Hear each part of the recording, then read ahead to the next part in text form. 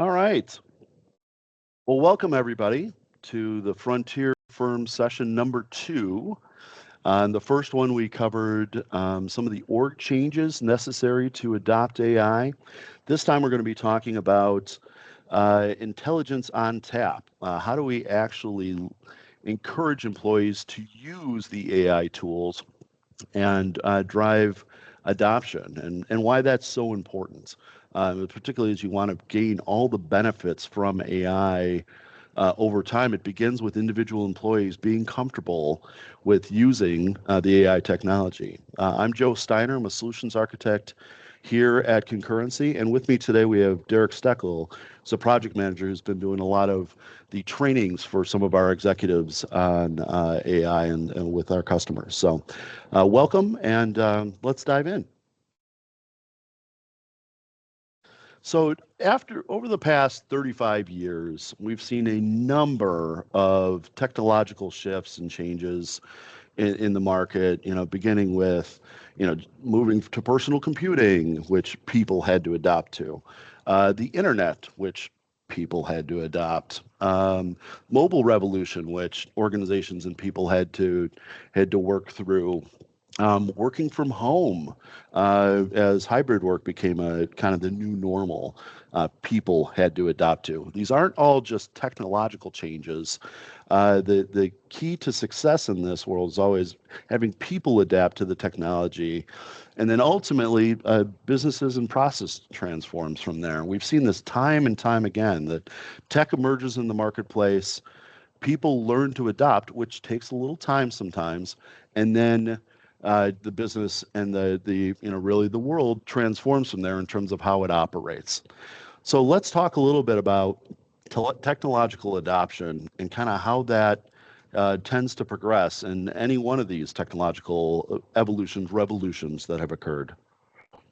So Rogers proposed an adoption curve in 1969. So this has been around for a long time, and it's generally held to be true, where you have a small number of people tend to adopt technology early, and then that ramps over time, and a majority then adopts that first proactively and then reactively because they have to.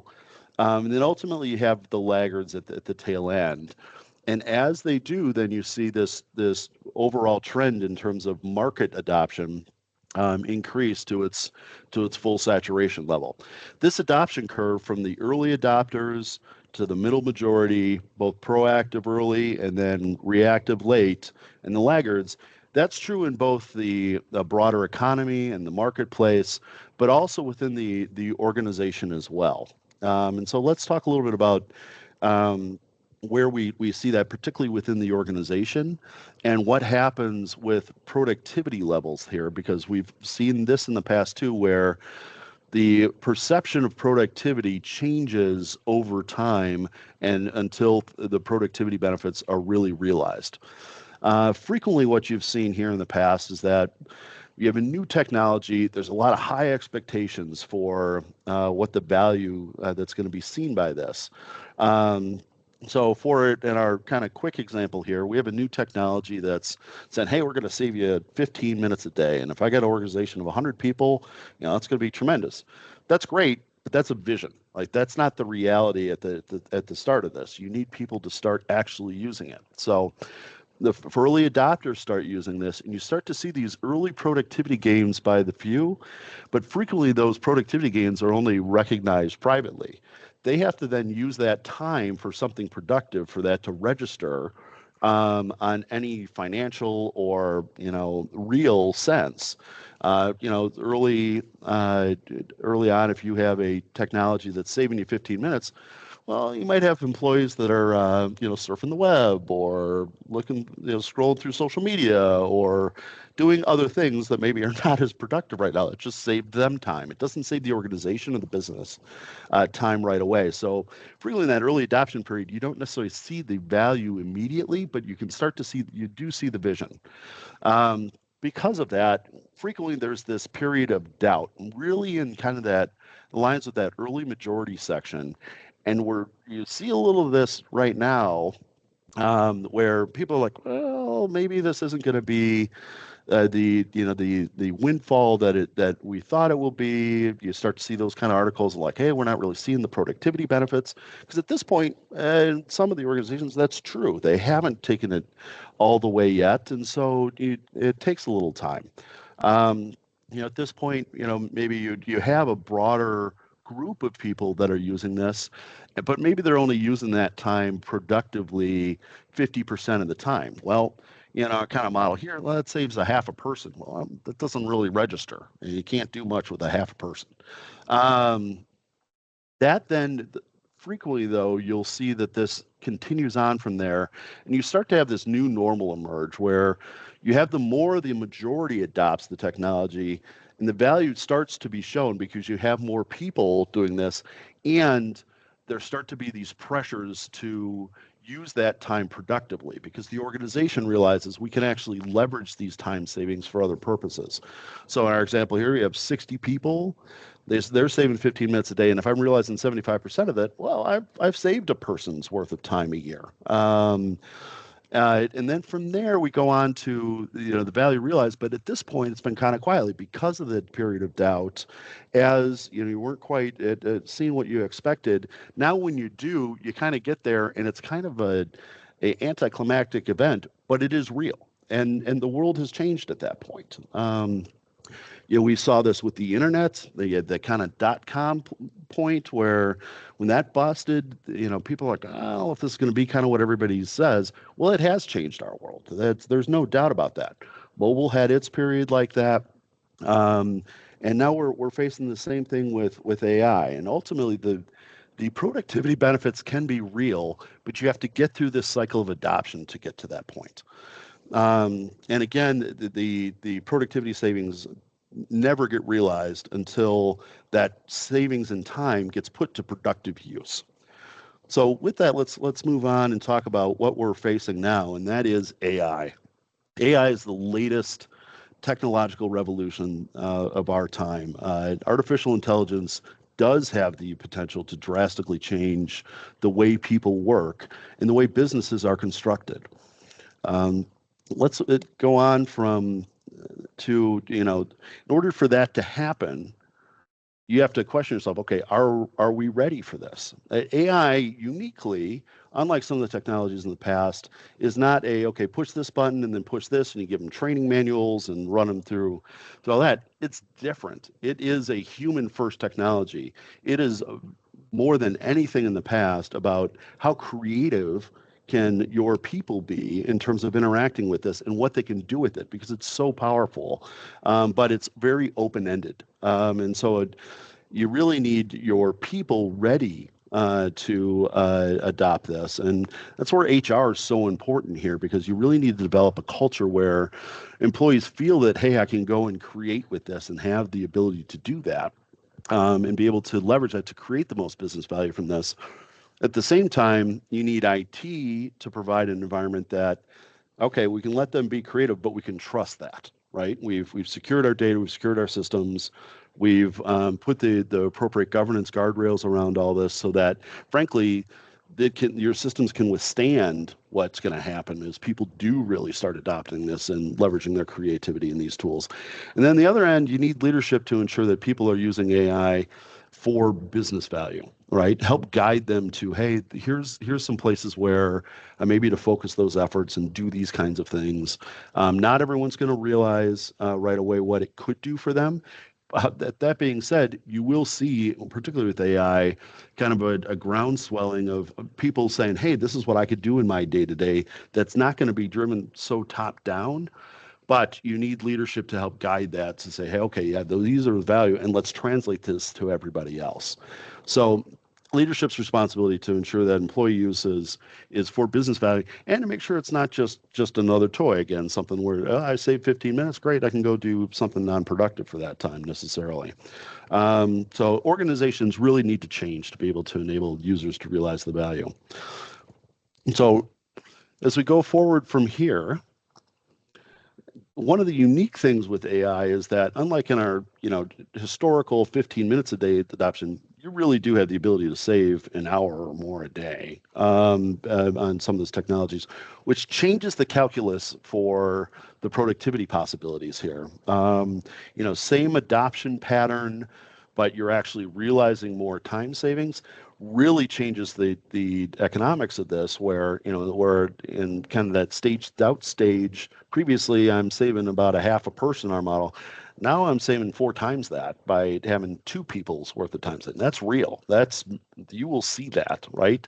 So I think you're going to see the productivity benefits realized much faster this time around than what we have in some of the previous technological evolutions that we've faced over the last 35 years. As the model for adopting all this was presented by Microsoft, and that is the frontier firm.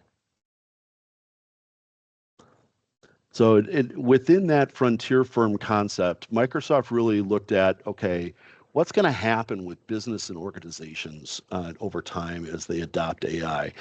Using some of these patterns of technological adoption that we've seen in the past, what are going to be these next phases that occur, and what's going to be kind of that natural progression that, we've seen this, these kind of trends before, but what's that going to look like with AI? Well, and it begins with individuals being comfortable with using AI tools. So a human with an AI assistant, and we're going to focus on that primarily today. In our upcoming sessions, we'll talk about how this then progresses to human agent teams, and then ultimately human-led agent-operated environments where there's talk about it. We will see in our lifetimes a maybe single employee, $1 billion business, and that is possible with AI ultimately. But we got a little bit of road ahead of us to get there. So let's focus today on the first phase, and really the kind of theme here is intelligence on tap. With that AI assistant that I have, whether that's Microsoft Copilot or others, I have that available to me, and for many of us, if you're using something like Copilot, in a number of different places in front of me. And so how am I using that? How can I leverage that to get work done better and faster? And really leveraging that AI assistant as digital labor that becomes my intern, if you will, so that agent can fulfill certain core tasks for me, or I can focus on higher level activities.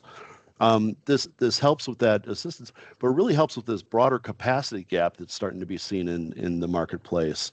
As part of the Frontier firm, Microsoft did a study on how the intelligence can help with the capacity gap. They surveyed a number of businesses, and a lot of them said, both the employees and leaders said, hey, I don't have enough time to do the work I need to do. And at the same time, the leaders are saying, hey, we need more out of these people. We need greater productivity. So you've got a conflicting dynamic there. How do we solve for that? Well, AI can produce the solution for that by saying, okay, I can enable people to be more productive by leveraging these AI assistants to get more done so that they feel like, okay, I now have time to get all that's being asked of me.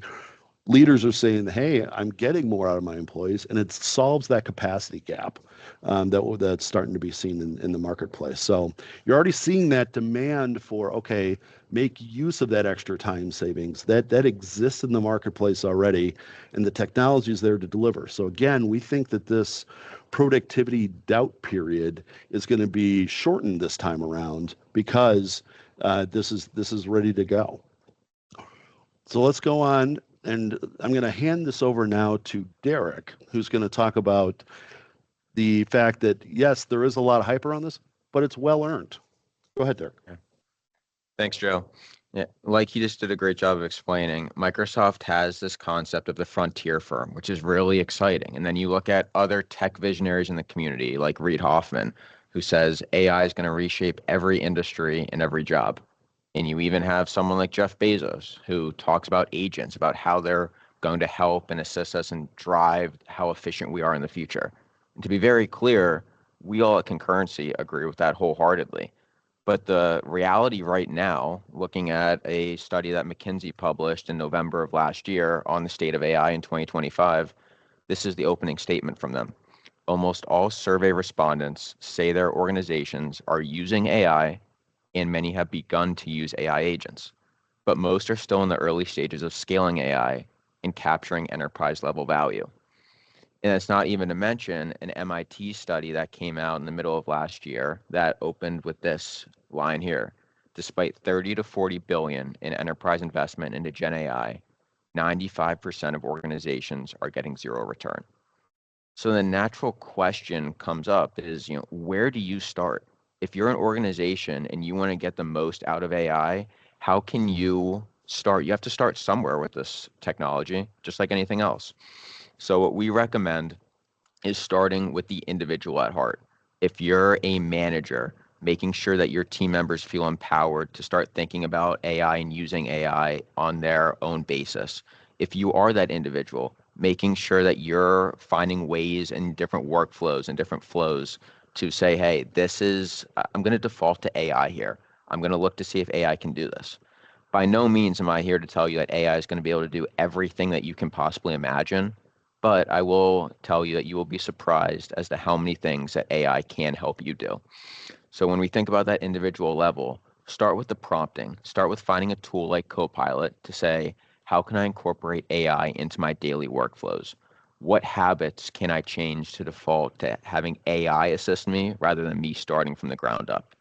What that's eventually going to build into is that agent creation, which we'll get into later today, as to what am I doing repetitively on a daily, weekly, monthly basis when I'm coming back to the same exact prompt, the same exact use cases that I could potentially automate.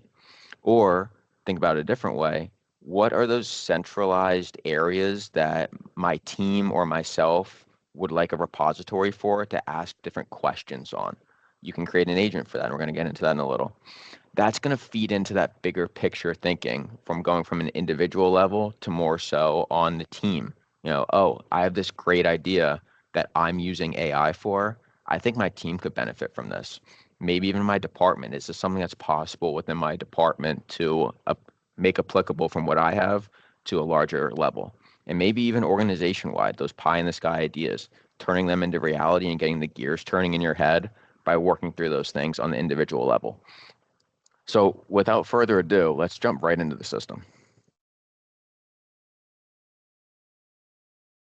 All right. So I'm in a Copilot browser to start. And one of the things that I want to emphasize when it comes to Microsoft Copilot is it meets you where you're at. Because it has access to all the different apps in the Microsoft 365 ecosystem, if you're consistently in a place like Teams, if you like using the native app, Outlook, Word, the Copilot app is all across the board there, so you can get the most out of it. You don't have to navigate to a separate browser, a separate tool for that. For the demo purposes today, I'm going to be working through the Copilot within the browser. And to start here, you'll see at the top middle of the screen, I have the work and the web. So these work piece is something that is specific to the work content that I have at Concurrency, at my current job. So if I want to go to this plus icon here to add different work content, such as the different people that I work with, different meetings that I have on my calendar, emails within Outlook, Teams chats and messages, that's all natively here through the work functionality of Copilot. Another way that you can look at that is differentiating between the regular Copilot of just Copilot chat, which is free, versus the work Copilot, which is the Microsoft 365 Copilot. So if I just go to copilot.com, you'll see here, it prompts me to say, which Copilot experience are you looking for? If I navigate to this personal one on the right-hand side, that's going to be that free version that's accessible to everyone. That doesn't necessarily have those enterprise data protections, that specific logic that you can incorporate on a company-wide level. On the left-hand side, this is that secure and compliant Copilot integrated with your enterprise account under your organizational license. So this is what I would go to, and this is what I'm showing right here. To make sure that you're in the right one, you can always look for in the top right-hand corner, you'll see this green shield icon with a check inside. And when you hover over that, that says enterprise data protection applies to this chat. So that's one way to know that you're in your work tenant account. Another one is in the bottom left-hand corner here. When I look at my name, I can see that this is, yes, my work account, my Concurrency Copilot account. It says Microsoft 365 Copilot right here. Let's get into specific examples, kind of thinking through if I'm on that individual level, how I can make the most out of Copilot and AI.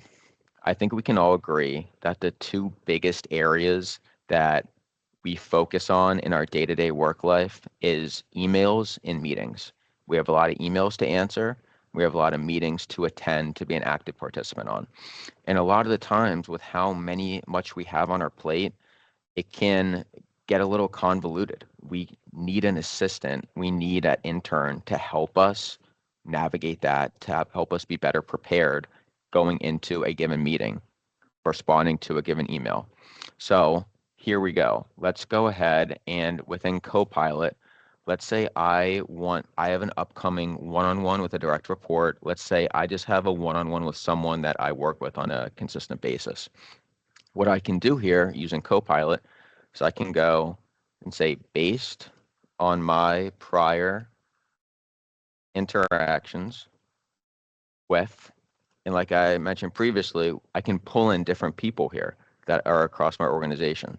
So here, let's say I'm meeting with Levi shortly.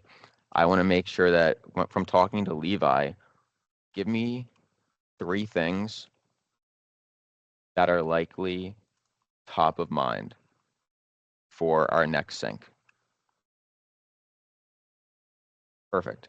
I would go ahead and submit that to Copilot. And for all of these examples, what I'm going to show you is in a specific notebook or a specific page related to that prompt. So to protect client purposes as well and just obfuscating details, I have here that prompt that I just submitted. And then the response section here, this is just a copy and paste of exactly what Copilot would have given me if I go back here and click this arrow. So here, the response that Copilot gives me is here are 3 things likely top of mind for your next sync with Levi, based off your recent meetings, emails, and chats. You're going to hear me hit home on this a lot over the next 20 to 30 minutes, in that because Copilot is in the Microsoft tenant, it's going to be able to pull from Outlook. It's going to be able to pull from Microsoft Teams. It's going to be able to pull from any different documents, Excel sheets, anything within the Microsoft 365 ecosystem that you have access to, and it deems relevant for this prompt that you submit here. So in the response, Copilot's telling me, oh, you have a 2-day AI build day coming up with a given client. Here are some things that you should finalize: the participant presentation, judging templates. And in line, it's pulling all those different meeting transcripts, emails to show me that there. Second piece, a few follow-ups from meeting with a client for a happy hour, things that we want to make sure that are on their plate. That third piece here, Copilot enablement and content you'll showcase, another different sales training event that we have coming up in a few weeks here at our Concurrency headquarters in Brookfield, making sure that, hey, we're rounding out, we're getting prepared for that in-person event. At the end, Copilot's always going to suggest something as a follow-up here. So if you'd like, I can draft a quick prep note to Levi that outlines these 3 priorities and asks for any ads before your meeting. Just say draft it and I'll write it now. This is pretty helpful. If I only have a few minutes going into a meeting and I want to make sure that, hey, what are those things that are going to be top of mind for me to talk to someone about? This is a very quick prompt that takes about 10 seconds for Copilot to return this information for you. Similar concept here is if I, maybe not necessarily a sync with a given person, but maybe I have a meeting series. Let's call it a recurring weekly meeting that I was maybe on vacation for last week. Maybe I just am optional on the invite, but because something is maybe escalated, there's a topic that I want to hear about or learn about more, be on as a manager per se. I can catch up on that meeting, what's been happening in the past using Copilot. So for that, I could go back here to my Copilot window and I could say, I have a meeting in, let's call it 15 minutes. Help me prepare for it. And all I would have to do is either go to this plus icon to add work content and pick that given meeting here. I can also search for that meeting in the search bar. Or if you're someone that is a keyboard whiz, you can type a the slash button, and it'll start being able to start typing right there. So going back to this next notebook to show that off, I said, I have this meeting coming up in 14 minutes. Help me prepare for it. And I pulled in directly that meeting into Copilot. My response, got you, Derek. Here's a tight 10-minute prep you can skim before you join. It's going to start by giving me the meeting at a glance. So different participants that are a part of it, a few FYIs as to who's coming, maybe who responded that they couldn't join. Then it's going to get into what we already know from last week's call. So from a previous discussion that I may have missed, here's everything that came up via that transcript that I can just kind of skim over right now. And next, it gives me a 30-minute agenda. So if I just want to make sure that I'm time spacing everything that we should be going over on a given call, Copilot's already generated that for me. It's not even something I had to ask Copilot for. Next, targeted questions to ask. So we lead with decisions. So different specifics here as to, what are we actually looking to get out of this call? When we have this 30-minute meeting, am I going to be able to look back on it and say, okay, I got the information that the team needed? Or conversely, my team member got what they needed out of this call. And I feel like we're in a good space to move forward with a given project, with a given discussion. Next, decisions to confirm in meeting based on prior next steps. So taking what was in that transcript previously in different meetings and different emails and saying, okay, these are the decisions that we may need to confirm. They were kind of maybe given a verbal, but maybe we wanted something in written format. Copilot's calling that out here as well. It's always great for quick links and context to reference. If you have additional time, maybe instead of that 15-minute window that you have until your next meeting, you can look over these different resources and say, oh, I would like to actually look at that proposal. I would like to look at that previous email chain. Copilot's pulling that in from you right now. And open the call script. And then after call follow-ups, maybe a draft that I could send. And at the end, Copilot says, if you want, I can also drop a one-page pilot brief with scope, KPIs, timeline for you to paste into the chat before you hit join. Everything I just showed you here was in response to me putting in this one-line prompt of saying, I have this meeting coming up in 14 minutes. Help me prepare for it. That's really powerful. That's awesome and helps streamline all the different information I need to be prepared for this meeting. And to hit home on the intern assistant piece one more time, you may scroll through a bunch of this and say, this 30-minute agenda, I don't really like it. But hey, what we already know, that's extremely helpful. Now I'm all caught up on what the team knows here. AI is meant to be your assistant. You can think of it like your intern. It's not meant to be that end all be all. It's going to do every single thing for you. It's going to take over exactly all the different tasks that you need. Consult with it to make sure that you are prepared, you're getting value out of it. And then you're that final decision maker. You're taking what you need from the output and helping it better your work life and make you more productive. So I hit on meetings there. The other piece is emails. And something that I always like to joke around about is I would imagine that a lot of us on this call have had a few experiences where there'll be a really long email chain that we're CC'd into. And it's something along the one line in the email is, at Derek, can you take a look at this? Can you kind of weigh in, give your input on it? And that can be tough, right? Especially when you have a lot going on in your day. Maybe you have a lot of back-to-back meetings. Maybe you just have a lot of projects to get to, a lot of emails to get to, tasks to get to.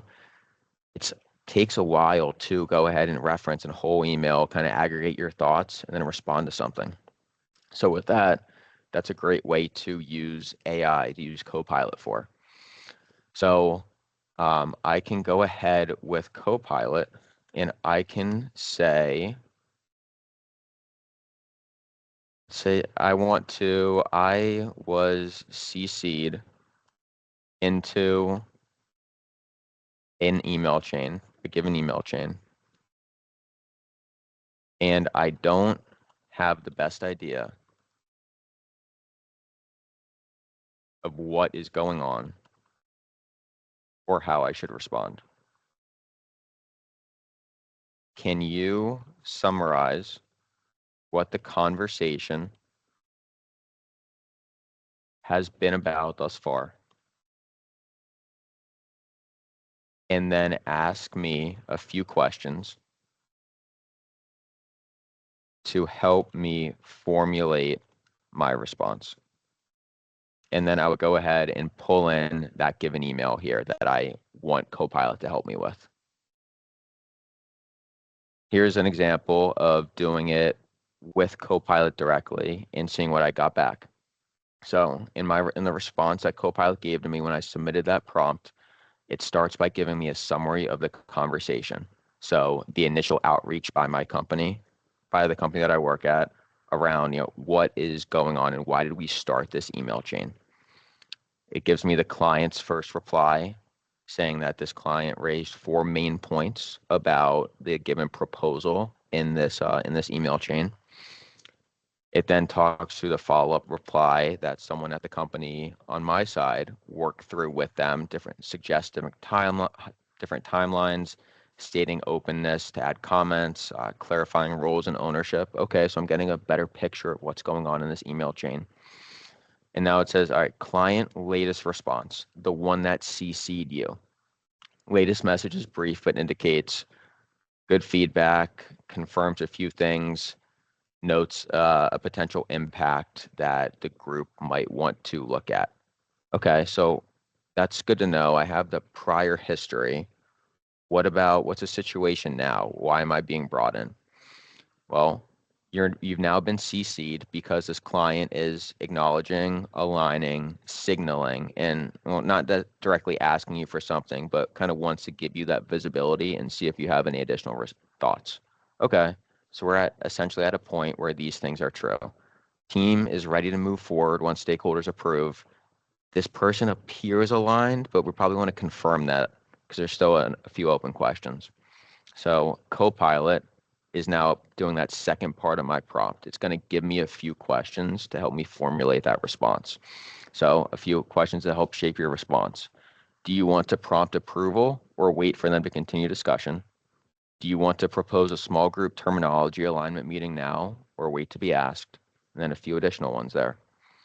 So at the end of that response, Copilot says, if you'd like, I can also draft a polished reply email in your voice once you answer the questions above. So let's go a step further here. I said back to Copilot in my next prompt, answers in order. And for each of those 5 questions that they gave me, I'm saying, I would like to prompt approval for that. No, I don't really care about that point. Don't worry about including that in the given email.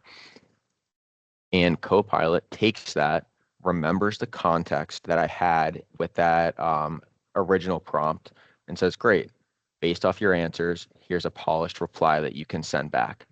And just like that, being able to catch up on an email that I was just CC'd into and to actually type out a response, I have a draft that Copilot has given me right here and there. Now, again, you may read this draft reply email and say, this one paragraph I don't really like. I don't really like how Copilot framed that or worded that. That's okay. You're the person that's in control. Copilot is your intern to help you streamline different information, get a better sense of what's going on, and be more productive in your workday. So you may have seen these examples thus far, and I hope it got some of the gears turning. One of the things that Copilot is really good at that you have been able to see is just summarizing content, whether it's those emails, whether it's different meetings that you've had on your calendar with transcripts in the past. Copilot is really great at doing that across the Microsoft 365 ecosystem. So when you're thinking about different use cases to move forward with, or maybe Copilot could do that besides just the generic emails or meetings, something that you may think about is different documents. You may have, whether it's legal documents, whether it is just internal proposals, that you don't necessarily have time to read through 10, 20, 30 pages. Look at different inconsistencies, figure out how it relates to a certain aspect of the company or maybe even a certain aspect of the state or federal law that you're into if you have to deal with contracts like that. Copilot's really great at doing that with documents too. So let's go back here to my prompt window with Copilot. And let's say, I want to say, I want you to be my legal assistant for the day. I'm kind of putting that hat on Copilot to start. I want you to be my legal assistant. I'd say I have a document that I really need you to read over, refer to, relate to a few different things. So I'm going to say I have a document that I'm going to attach in a bit that recently came in from a third party vendor. And I'm going to next list out all the different things that I want it to look for. So maybe I want it to look for pieces in that relate to, we're based in Wisconsin, a Wisconsin law or just Wisconsin law in general. I don't want to have to know everything about Wisconsin law and then also relate it to a given document. I want to look over things that may be inconsistencies in the document. Let's say this vendor is saying something on page 2, but on page 13, the verbiage is a little different. Well, which one is correct? Which one's incorrect? Copilot's really good at grabbing both of those things and saying, hey, I skimmed over this document in 60 seconds, let's call it. These are two things that are different from page A to page B. And when I would type in all the different things that I would want Copilot to look at here, I would then just go ahead and add that file, that document here. Going to this notebook, what I typed out as my prompt of the things I wanted Copilot to look for is up here. So I said, you are my legal assistant for the day. I have a document that's attached that I recently got from a third-party vendor that wants to partner with our organization. Please read over the document in its entirety, looking out for any common gotchas or ambiguous language. If there are any stipulations in the contract that I should be mindful of how it relates to state law, please call it out as well. Okay, let's see what Copilot gives back. And I'm going to preface this by saying that this took around, let's call it a minute and a half. This was a fairly lengthy prompt and just a lot of research that Copilot did in the background here. So you'll see here, absolutely, I'll serve as your legal assistant for this review. Starts with an executive summary, what matters most. So as a business deal, liability, and then the Wisconsin angle. So anything that may be specific that they want to call out for me. Next, gotchas and high risk terms to address. So there are 11 different pieces here that it's calling out from this very lengthy contract document that I can just skim over here and see, okay, this makes sense to me. This is pretty standard. Wait, what is this? Maybe I should get some additional help. Maybe I should reach out to my counsel that's on staff, get my legal department involved here. Again, meant to be an assistant and not the end all be all. Some ambiguities and internal inconsistencies to fix before signature. Anything that's specific to Wisconsin legal considerations. And you'll even see here the sources that are cited in line. We have the American Bar Association, the Wisconsin Bar. It's pulling directly from reputable sources, and you can confirm that too. Get down here to concrete red lines that you can potentially propose if you want to go down that route. Additional cleanups, just maybe things that are spelled incorrectly. Maybe you want to be more on the nitpicky side. Maybe you don't want to be. Why these Wisconsin citations matter. One quick question to finalize your red lines. And then at the end here, it says something really important that I know I kind of talked through a little briefly, but I want to make sure I hit on. It says this review is for risk spotting and negotiation support and is not legal advice. If you want outside counsel eyes, especially on different positioning, I can package a concise brief for them. This is meant to help streamline your work, streamline that communication. It's not meant to sidestep your legal department. It is not meant to sidestep counsel that may be on staff. This is really meant to help them understand, what are those things that you want them to potentially look at. If you can see through Copilot that a lot of this stuff is fairly standard with what you've dealt with, you can include that summary with them. You can share this with them and say, hey, these seem to be the main questions that I have in this space. Take a look, see if there's anything else that you want to kind of peruse as well. It helps them streamline their work and it helps you streamline your work too. Now, I promised I'd talk about agents. Think about this prompt here, how I told Copilot that you're my legal assistant for the day, and I gave that Copilot several different things that I want it to look at in terms of being my assistant. Let's say you spend a non-trivial amount of your week thinking through different documents, whether it's contracts, whether it's just internal proposals that maybe you as an executive need to put your stamp of approval on in order for the project team to get moving on that. If you spend a non-trivial amount of time on that, you may not want to have to consistently type out a long prompt like this. It may take, more time than you would like to think through, okay, these are the things that I want to consistently look at. That's where agents come in. You'll see here on this left-hand side, I have a bunch here. Agents help you streamline what you want out of a given task. So let's say when I want to do a document review, I want to include everything that I have in this prompt and more.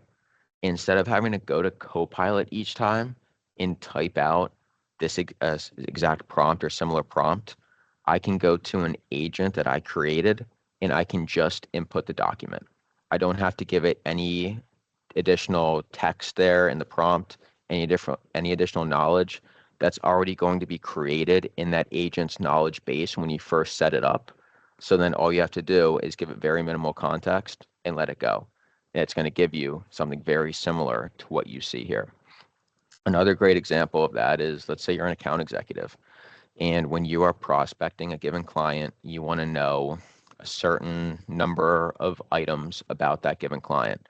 Maybe their market size, market cap, who are the key contacts, what industry they're in. So if you wanted to know all those things and you used Copilot for that, you would have to type in those specific questions. Hey, I'm talking to Concurrency today. I want to be able to know all these different things about them. If you have an agent for that, you can go ahead and in the knowledge base of that agent, type out all those different questions. So then when you go there and you go to prompt that agent, it's going to just be able to know exactly what you're talking about and exactly what you're looking for.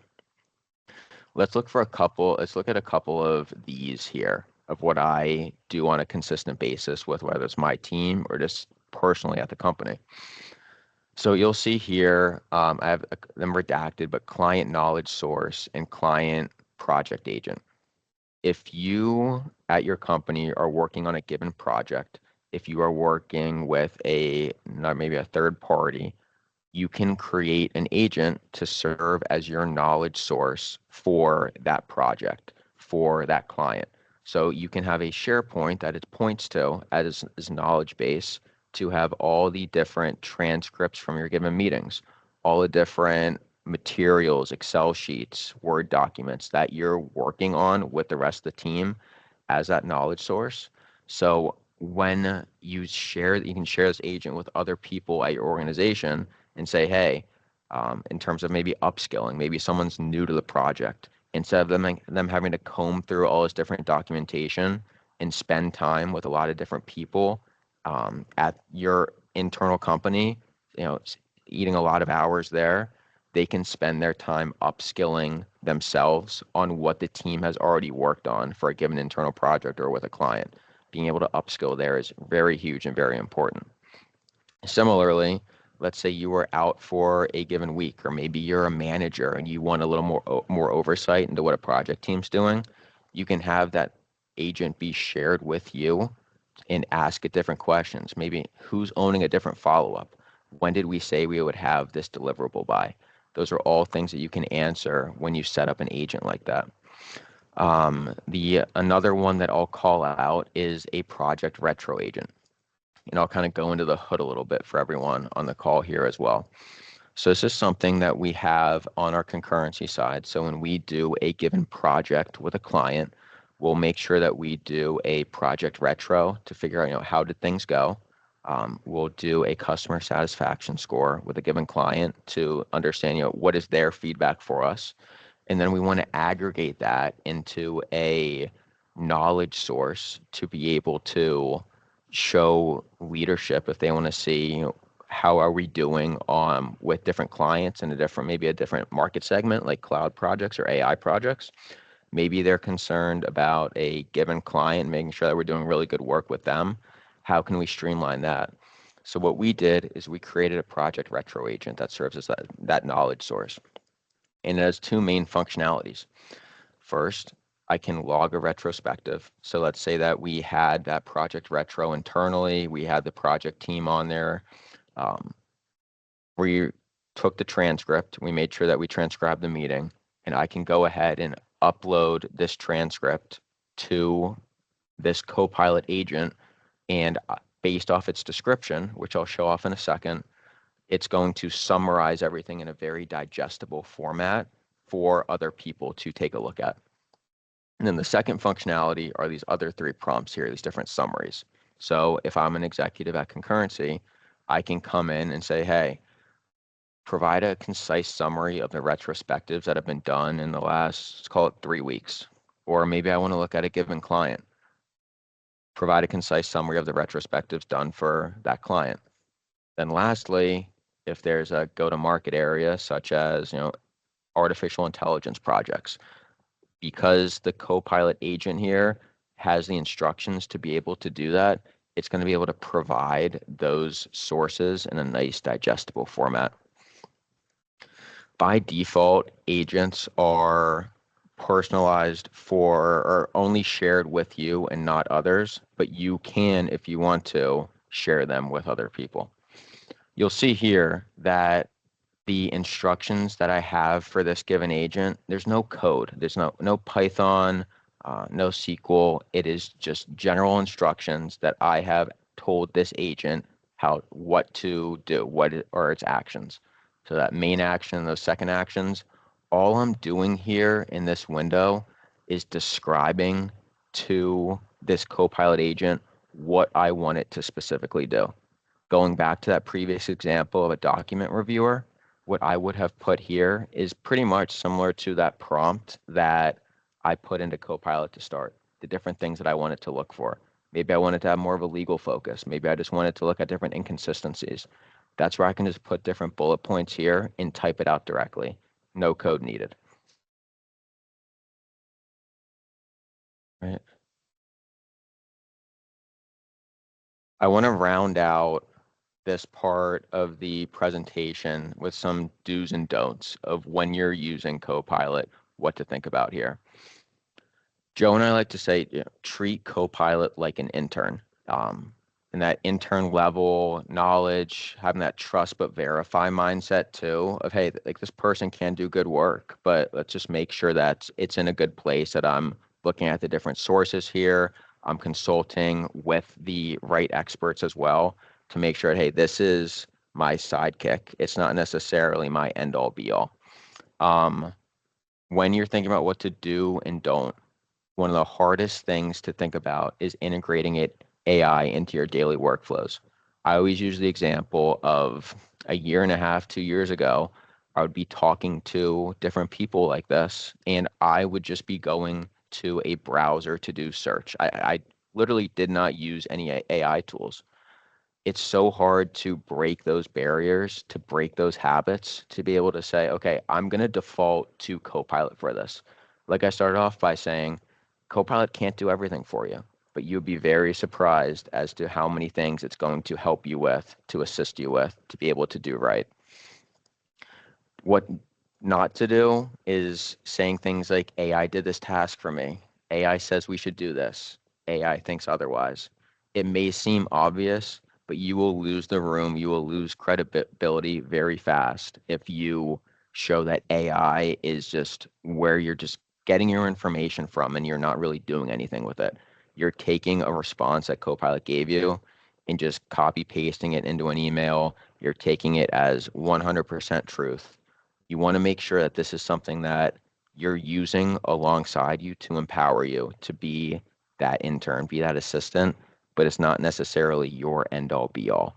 So using AI as a consultant, helping it steer you, move you in the right direction, but not your end all be all. All right, Joe, back to you. Oh, very well stated, Derek. Very well stated. I hope everyone here got that, what Derek is describing. Most of those prompts took him 30 seconds to type, maybe a minute and a half to get a response. And you have all that work done in 5 minutes that you might have spent 10, 20, 30 minutes more researching, looking up, questioning different things, typing up, drafting things it creates for you. All that very quickly, that's generating those responses for you. And so there are immense, immense productivity benefits from this right away. The other thing here is be creative with this, right? So you can't hurt things with this. You're asking questions, ask questions. And I think Derek had some very good prompts in there where they're more natural language questions there. The other thing you can do is there's a microphone option on there, and they're improving the voice interaction there. You can talk to it. That's a good way to get interfacing with it. Just start asking questions, see what happens, and get comfortable with it. As the more you do that, I think the more you're going to see we're going to rapidly escalate through this period of doubt, which Derek cited in terms of the McKinsey study.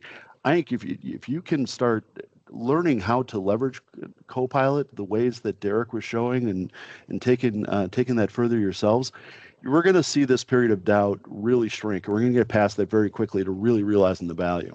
Now, part of realizing the value here is putting in the right framework in the organization for this. It starts with technology.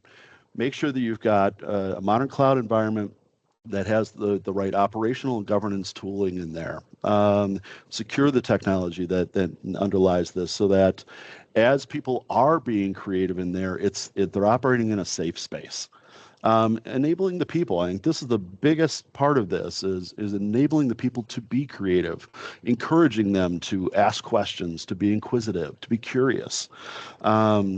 And enabling them with the tools so that they're able to leverage this to get more done. And then from there, we will see the business transformations that are possible from this.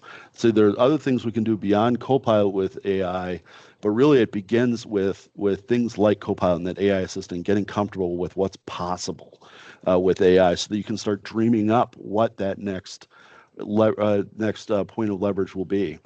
Again, within these things, the technology, the people, and the process, there are a number of different pieces of this, all of which we here at Concurrency can help you with, whether it's developing a secure cloud foundation, doing data governance, securing endpoints and access to tools like AI, building a collaboration platform like Derek mentioned, SharePoint, so that I can have that trusted body of knowledge behind this, and helping you use Copilot and to organize your organization so that you can leverage AI further.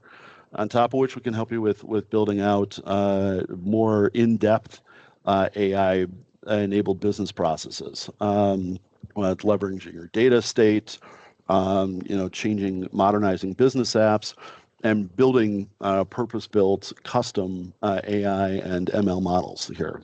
So it's a huge opportunity here, and hopefully you can see just taking this first step at enabling yourself, enabling those around you to be able to leverage this tool, you'll be able to realize the full value from this as we continue. Next time we're going to talk about how do we take this and say, okay, I built this agent. Now, as Derek started to share, I can build these other agents for me, and I'll have other AI tools.